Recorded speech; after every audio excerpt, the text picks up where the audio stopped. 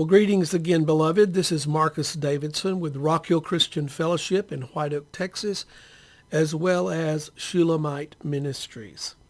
I wanted to send out a special message to our Rock Hill Christian Fellowship family. It's going to be an update on how the COVID-19 virus has impacted our meetings, as well as our plans for this coming Resurrection Sunday.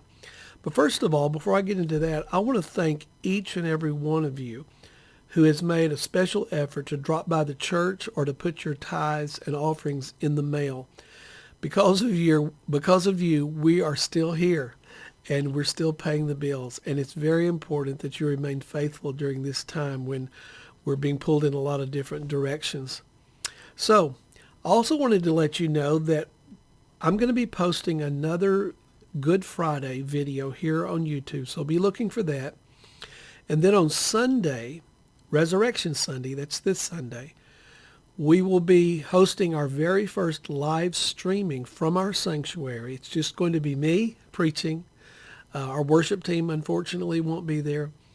Mark McElroy, one of our members, will be there running the camera and the sound.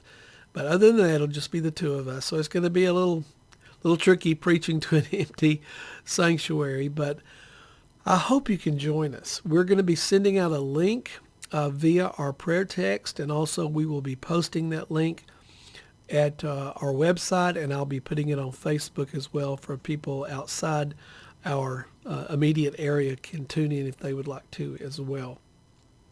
So we'll be giving you those instructions later. Also, I wanted to let you know that at the end of the service on Sunday, I will be leading us as a church body, even though we're going to be in our homes and not in church. I'll be leading us in the receiving of the Lord's Supper. So if you will just have those elements handy, have them close by. And let me say this now, if you don't have any wine or grape juice, don't run to the store and try to purchase it. That's not a wise thing to do right now. I thought about this and I thought, well, just use water and we'll just pray that God's going to change the water into wine again, okay? But be ready for that. That's going to be this Sunday. Now, briefly, I'd like to explain my position on closing our church as requested by the civil authorities. And I think I'm going to label this YouTube Comply or Defy, because I really believe that kind of gets to the heart of what I'd like to share with you in this video. It says in 1 Kings chapter 8, beginning in verse 37, that we as God's people, whenever a natural disaster comes upon us, a pestilence or a famine or something of that nature, that we're to come to God's house, not to stay in our own house, but we're to come to God's house and to pray, to supplicate, to petition him for mercy. And just a few weeks ago, I preached on this very thing. We're told, as the people of God, come together. Don't abandon God's house, but come and pray. However, Romans chapter 13 puts a little caveat on that. Let me just read Romans 13, beginning in verse 1, and you'll see what I mean. It says, "Let every soul be subject to the higher authorities, for there is no authority but of God. The powers that are ordained by God. Whosoever therefore resists the power resists the ordinance of God, and they that resist shall receive to themselves damnation. For rulers are not a terror to good works, but to the evil. Wilt thou then not be afraid of the authority? Do that which is good, and you shall have praise of the same. For he," meaning the civil authority, "is the minister of God for your good. But if you do that which is evil, fear. For he beareth not the sword in vain. For he is the minister of God, a revenger to execute wrath upon him that does evil." So here we're told that the civil authorities have been ordained by God. They are to keep order in society. They are to give ordinances by which we are to submit and comply. So it seems to be a tension between these two things. In one sense, we're told as the people of God to have faith, to come together, to petition God for mercy, not to be afraid to gather together. On the other hand, we're told to obey the dictates or the ordinances handed down by our civil government or our civil authorities. So I thought a lot about this. What should I tell our church? What should we do? What should be our response and reaction to what's going on around us right now? First of all, let me say this. I've tried to find the wisdom between these two different positions, and eventually I fell on the side of becoming subject to the civil authorities, and I'll tell you why. First of all, their request, I feel, is reasonable. Also, it's sensible. And finally, and most importantly, it's temporary. It's temporary as defined by the duration of the life cycle of this coronavirus. In other words, it's not a law or an ordinance that's going to be here forever. It's got a beginning and an end. It's limited. It's very limited. Now, clearly, under the United States Constitution, we have a right of assembly to assemble whenever, wherever, and with whomever we choose. We have the right of free speech. We have the right to exercise our religion. And the state, the governing authorities, have no power, no authority to actually interfere with those rights. So in many ways, this has been a test, I think, of our civil government. And in too many cases, at least in my opinion, in too many cases, our government has failed to maintain its power in a lawful, constitutional manner. If this whole issue did not revolve around an imminent and deadly threat of life and health, I would be the first to defy any suggestion that the church should not meet, should not gather, assemble together, and meet. But a decision like that is not a decision that's made in a vacuum. Gathering people together today, while this deadly virus is still on the march and still active, could actually affect an exponential number of people. It would affect not just me or the person I'm with at the time, but the person that person will be with later down the road. So there's an exponential increase of risk involved whenever I gather together with someone else.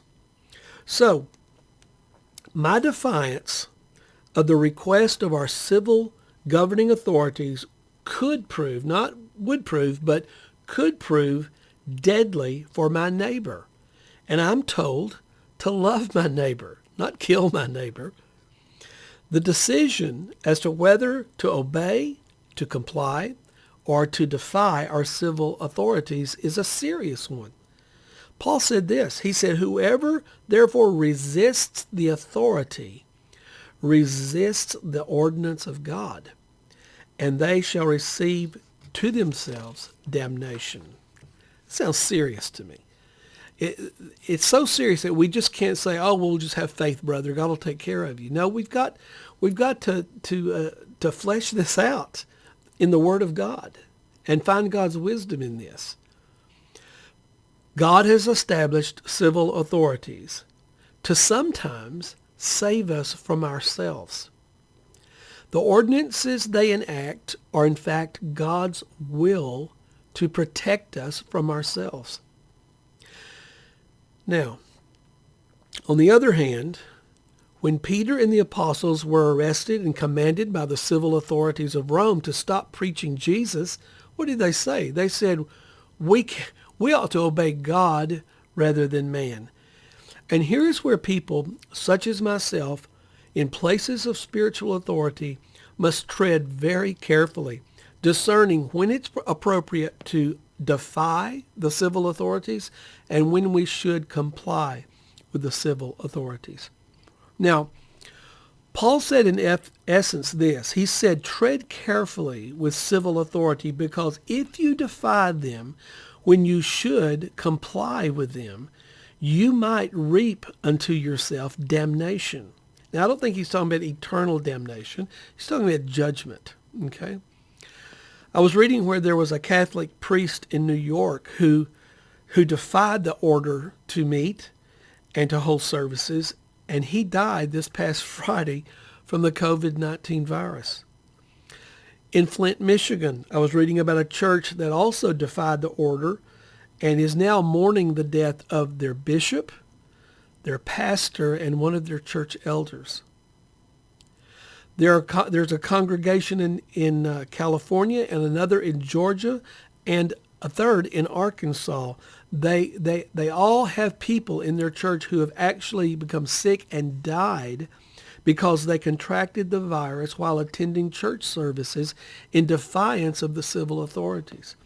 Now, does that mean it's going to happen in every church that defies this order? No, I'm not saying that at all. But I'm saying there is a risk of defying the civil authorities when what they're asking is reasonable, sensible, and temporary. Okay? Now, here's my other concern. I have to ask myself, what kind of witness is it to our community if we show complete contempt and disregard for their health and safety by flaunting what we call our faith? You know, what we're saying is, we're just having faith, brother. But they're looking at it as, no, you're putting my health at risk. There's a church in Louisiana, and they've been in defiance of this order, and they've been having meetings, holding meetings with thousands of people attending. And so the news reporters went around canvassing the people in the neighborhood, asking their opinion and their reaction. And one man summed it up this way. He said, this is a serious health hazard, and they don't know how many people they might be infecting, and they don't seem to care. Now, listen, I'm sure the people of that church do indeed care about their neighbors, and they care about their community. They don't want to see anyone become sick or die. But that's not the perception that the people have. The perception is that they don't care, that they're not loving their neighbor. The perception is that they could care less about the health of their neighbors. Whether any of that is true or not, it doesn't matter. That's the perception. Now, listen, faith is important. I'm not trying to say that we should put our faith on the shelf during this time. Faith is important. But we need to exercise our faith to pray protection over ourselves, our families, our churches, and our communities. That's where we need to be exercising our faith. Go out into your yard. Take authority over this virus. Shout it out on YouTube. But gathering people together against the wishes of our civil authorities, we need to tread carefully. Listen to what Galatians chapter 5, beginning in verse 6 says, and then I'm going to skip to verse 14. For in Jesus Christ neither circumcision avails anything nor uncircumcision, but faith. You see, he is saying, it's not what I do. It's not being circumcised or being uncircumcised. It's not what I eat or don't eat. It's not what day of the week I meet for church. None of that really matters. It's my faith that matters. Okay? But it doesn't stop there. It says, neither circumcision avails anything nor uncircumcision, but faith which works by love. Faith works by love. Then he goes on, he says, for brethren, you've been called unto liberty. Yes, we have the liberty. We are the chosen of God. We are a royal priesthood, a holy nation. God has said, you have the authority over these things. And we have the authority, we have the right to meet, the right to assemble in our country, the right of religion. And it says, you have been called to this liberty. Only, see, here's that tension. Only don't use your liberty for an occasion to the flesh. Don't be fleshly about your faith, but by love serve one another. For all the law is fulfilled in one word, even in this, you shall love your neighbor as yourself. Beloved, we need to be careful that we don't try to exercise faith in a way that is unloving to those around us. Because faith works by love. It doesn't work through pride or self-will. It doesn't work by demanding our rights. It works when we are willing to lay down our supposed rights and serve our neighbor in love. It works when we don't use the liberty that God has given us and our government bestows upon us either for our own reasons. But instead, we are to use it as an opportunity to show love to our neighbors. That's why when all of this is over, we're going to want people to remember what? Do we want them to remember what great faith we had? The faith to defy the virtual threat and the ordinances of our civil government?